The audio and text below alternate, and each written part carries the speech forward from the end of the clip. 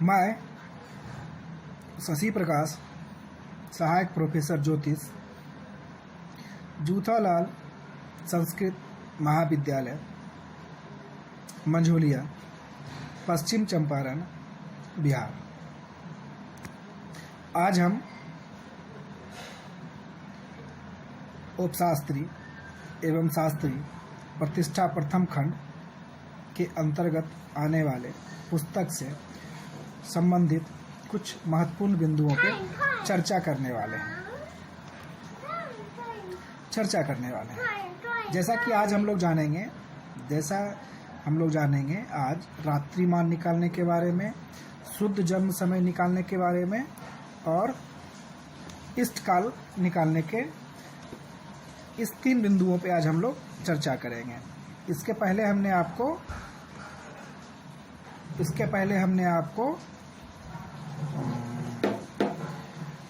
चरणमान निकालने के बारे में, पिछले पाठ्यक्रम के अंतर्गत हमने आपको चरणमान निकालने के बारे में जानकारी दी थी।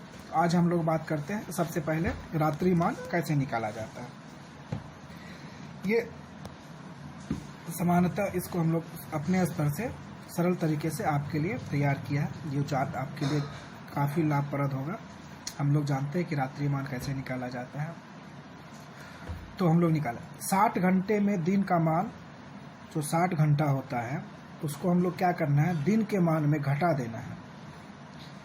जो हम लोग पंचांग के माध्यम से निकालेंगे कि दिनमान क्या होता है, वो पंचांग में आपको लिखा रहता है दिनमान। उस जो भी दिनमान होगा उस जातक का, उस दिनांक के आधार पे क्या करना है, उसको 60 घंटे में घटा देना है और घटाने के बाद जो शेष निकलेगा घंटा मिनट, वो आपका रात्रिमान हो जाएगा। ये सिंपल और सरल तरीका है। 60 घंटे में क्या करना है, जो दिनमान होगा उसको घटा देने के बाद जो शेष बचता है उसको हम लोग रात्रिमान कहते हैं। तो ये आप उसको इस तरह से निकाल सकते हैं।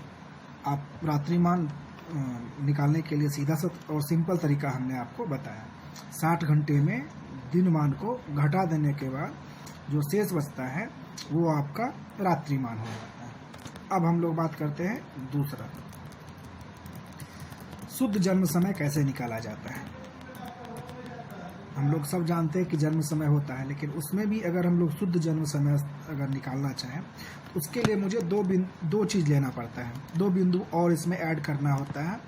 उसके बाद हम लोग उस जातक का शुद्ध जन्म समय निकाल लेते हैं। तो हम लोग कौन सा चीज़ लिया जाता है उस पर हम लोग चर्चा करते हैं। तो जो लिया जाता है जन्म समय के अलावा हम लोग जानते हैं देशांतर और बेलांतर। ये 2 चीज़ होता है, आपके जन्म स्थान के जिला के आधार पे दिया हुआ रहता है कि आपका जन्म स्थान किस जिला में हुआ है। उस जिला के आधार पे अलग अलग देशांतर होता है और अलग अलग बेलांतर होता है। ये प्रत्येक जिला के लिए अलग अलग दिया हुआ रहता है। तो ये आपके पंचांग में ही दिया हुआ रहता है, उसके माध्यम से हम लोग निकाल लेंगे।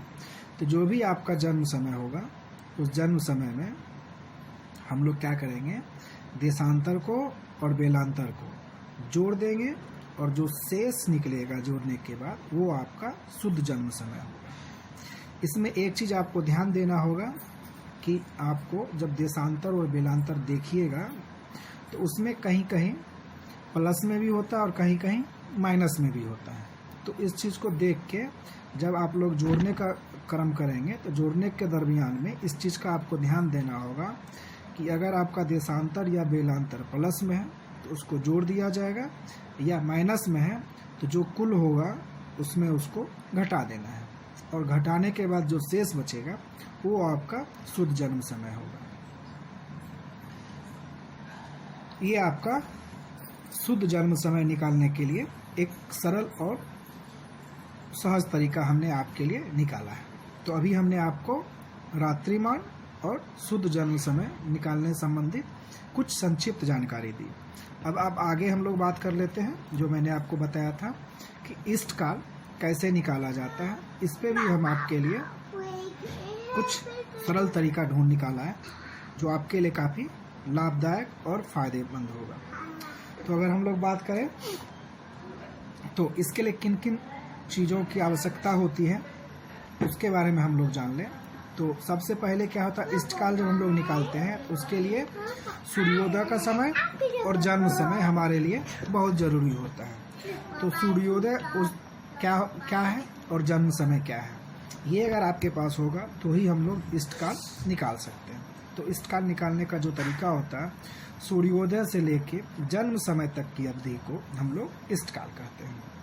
क्या कहते हैं? सूर्योदय से लेके जन्म समय तक की अवधि को इष्टकाल कहते हैं। इसलिए हमने आपको बोले कि दो चीज़ जरूरी चाहिए, सूर्योदय और जन्म समय। अब आप देखिए कि उदाहरण के माध्यम से हम लोग जानने का प्रयास करते हैं कि इष्टकाल कैसे निकाला जाता है। तो आज हम आपको एक दो उदाहरण के माध्यम से इष्टकाल निकालने के बारे में जानकारी देते हैं। तो सबसे पहले अगर हम लोग देखें तो सूर्योदय हमने जो लिया है 6:34 AM, ये हमने उदाहरण के लिए लिया। आपके पंचांग में उस जातक का जो भी जन्म समय होगा या सूर्योदय होगा आप वो लिखिएगा। तो हमने उदाहरण के लिए सूर्योदय का जो समय लिया है 6:34 AM और जातक का जो जन्म समय हमने लिया है 7:40 AM। अब हमको क्या करना था, जो हमने आपको बताया था कि सूर्योदय से लेकर जन्म समय तक की अवधि को हम लोग इष्टकाल कहते हैं। तब इसको अब हम लोग देखें करना क्या है। तो अब इसको क्या करना है, हमको जन्म समय में सूर्योदय को घटा देना है।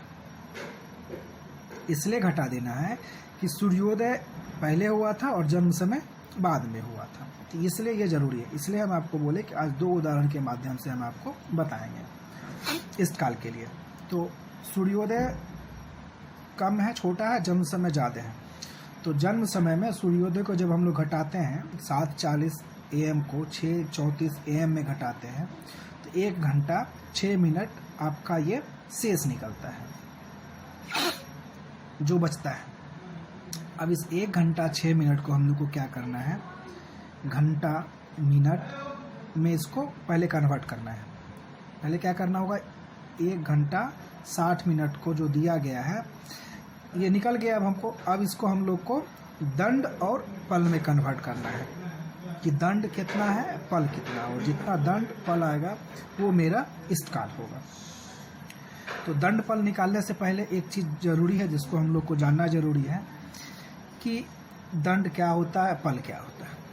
तो दंड 1 घंटा में 2.5 दंड होता है, 2.5 दंड होता है। 1 घंटा में 2.5 दंड होता है और 24 मिनट में 1 दंड होता है और 1 मिनट में 2.5 पल होता है। जब तक ये नहीं पता होगा कि दंड क्या होता है और पल क्या होता है और 1 घंटा में मतलब कितने दंड होते हैं नहीं होते हैं, तब तक हम लोग इसको दंड पल में कन्वर्ट नहीं कर सकते। इसके लिए हमने आपको पहले ही बता दिया कि 1 घंटा में आपको 2.5 दंड होता है और 24 मिनट में 1 दंड होता है। सॉरी और 1 मिनट में 2.5 पल होता है। तो अगर हम लोग इसको उसके हिसाब से देखें तो मेरा कितना घंटा कितना मिनट बचा था, 1 घंटा 6 मिनट मेरा शेष था। तो ये मेरा हो जाएगा 1 घंटा मतलब 2.5 दंड, 2.5 दंड और 6 मिनट है। तो 6 को अगर हम लोग कन्वर्ट करें, 1 मिनट में 2.5 पल है तो 6 को जब कन्वर्ट करेंगे तो वो मेरा 15 हो जाएगा। तो मेरा क्या इष्टकाल क्या निकल जाएगा इस जातक के लिए, 2.5 दंड और 15 पल, ये निकल जाएगा मेरा इष्टकाल इस जातक के जिनका जन्म समय 7:40 AM है और सूर्योदय 6:34 AM है। इस जातक का दंड इष्टकाल जो निकलेगा 2.5 दंड और 15 पल निकलेगा। अब दूसरा उदाहरण के माध्यम से हम लोग जानने का प्रयास करते हैं, वो क्या है। उसके लिए हमने सूर्योदय क्या लिया और जन्म समय क्या लिया वो जानने का प्रयास करते हैं। उसके लिए हमने सूर्योदय का जो समय लिया है 6:44 AM और जन्म समय हमने लिया है 1:25 PM। क्या लिया है, 1:25 PM। ये हमने लिया है उसके जन्म समय। अब इसके लिए हमको क्या करना होगा, इसको फिर क्या करना होगा, हमको जन्म समय में जो सूर्योदय का समय है उसको घटा देंगे। एक PM मतलब हो जाता है 1:25 PM है, तो उसको हम लोग अगर कन्वर्ट करें तो 13:25 होता है, जो 24 घंटा का जो टाइम होता है, रेलवे का टाइम जो होता है उसके हिसाब से इसको हमको कन्वर्ट करना है। तो 13:25 हो जाएगा। अब 13:25 में हमको सूर्योदय का समय जो है 6:44 घटा देना है। जब हम लोग घटाते हैं तो शेष जो बचता है 6 घंटा 41 मिनट बचता है। अब इसको ठीक उसी प्रकार हमको दंड और पल में कन्वर्ट करना है। तो हम लोग इसको ऐसे समझें, 6 घंटा है, 6 घंटा, 1 घंटा में 2.5 दंड था, तो 6 घंटा में कितना दंड हो जाएगा? तो 6 दूनी 12 और फिर 3, 15 दंड होगा। लेकिन इसमें कुछ शेष बच जाता है। 15 दंड मेरा अभी हुआ ये। अब मेरा जो 41 मिनट बचा हुआ था, तो 41 मिनट बचा है, और हमने आपको बोला था कि 24 मिनट में 1 दंड होता है। तो 6 घंटा में 15 दंड हो गया था। अब 41 में अगर 24 मिनट जब घटा देंगे तो वो 1 दंड फिर किस में ऐड हो जाएगा? 15 में। तो 16 दंड हो गया। 16 दंड हो गया। अब शेष कितना मिनट बचता है वो देखना है। तो शेष जो मेरा बचता है 17 मिनट बचता है। अब 17 मिनट को अब हम लोग पल में कन्वर्ट करेंगे। तो 1 पल बराबर 2.5 पल था। तो अब इसको हम लोग क्या करेंगे? तो 17 का आधा कितना हो जाता है? 17 तो होगा नहीं, तो 17 दूनी 34, 34 और 17 का आधा तो कर नहीं सकते हैं, तो 8 का आधा। तो 34 और 8 कितना होता है? 42। 42 पल हो गया। और शेष कितना बच गया मेरा? 30। 1 का मतलब वही, हाफ का मतलब 30 होता है, तो 30 विपल हो गया। तो ये मेरा हो गया दंड, पल और विपल। जो शेष बच जाएगा वो मेरा क्या हो जाएगा? विपल हो जाएगा। इसलिए ये एक तरीका था निकालने के बारे में कि हमने आधा का मतलब 30 होता है और पूरा होगा तो वो फिर 60 हो जाता, तो 1 हो जाता। तो इसलिए उस चीज़ को हम लोग 1 होता तो मतलब वो पल में हो जाता। तो ये मेरा निकल गया एक तरीका, निकालने का तरीका जो हमने आज आपको बताया। इष्टकाल निकालने का जो तरीका था वो हमने आपको 2 उदाहरण के माध्यम से बताया।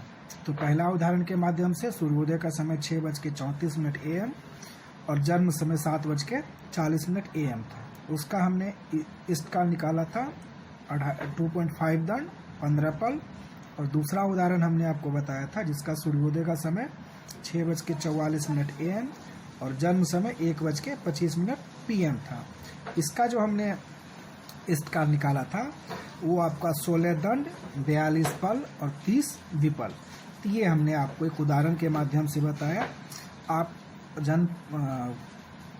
जन्म पत्रिका के माध्यम से जातक के जन्म के आधार पे विभिन्न तरह के उदाहरण के माध्यम से आप इसका अध्ययन करेंगे तो आप इसको और भली भांति तरीके से समझ पाएंगे, जो आपके ज्ञानवर्धन के लिए काफ़ी लाभदायक होगा।